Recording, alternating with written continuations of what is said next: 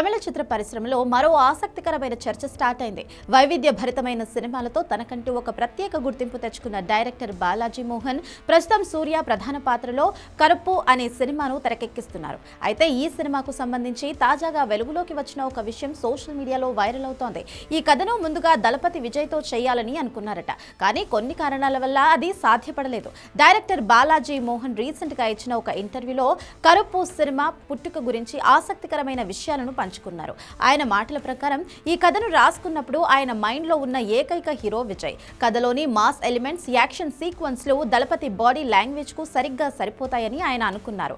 కథ విస్తృతి పెరగడం, ఒక పెద్ద స్టార్ హీరో ఉంటేనే ఈ ప్రాజెక్ట్ కు పూర్తి న్యాయం జరుగుతుందని భావించిన బాలాజీ మోహన్ విజయ్ ను సంప్రదించారు. విజయ్ కు కూడా కథ బాగా నచ్చినప్పటికీ అప్పటికే ఆయన రాజకీయాల్లో రావాలని నిర్ణయించుకోవడం, అతని చివరి సినిమాలపై పూర్తి ఫోకస్ పెట్టడంతో డేట్స్ సర్దుబాటు చేయలేకపోయారట.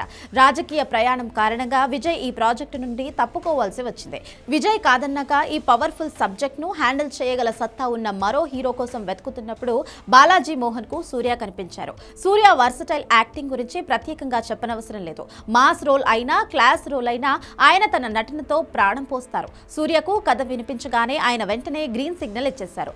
అయితే విజయ్ కోసం రాసుకున్న కథను అలాగే సూర్యతో చేయకుండా సూర్య ఇమేజ్ కు తగ్గినట్లుగా కథలో కొన్ని కీలక మార్పులు చేసినట్లుగా డైరెక్టర్ వెల్లడించాడు.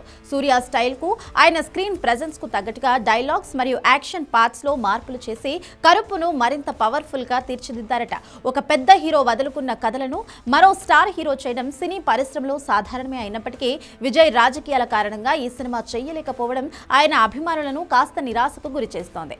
కానీ సూర్య లాంటి పర్ఫార్మర్ ఈ ప్రాజెక్ట్ లోకి రావడంతో కరుప్పుపై అంచనాలు ఆకాశాన్ని తాకుతున్నాయి. మే 14న థియేటర్స్ లో కరుప్పు ఎలాంటి సంచలనం సృష్టిస్తుందో చూడాలి.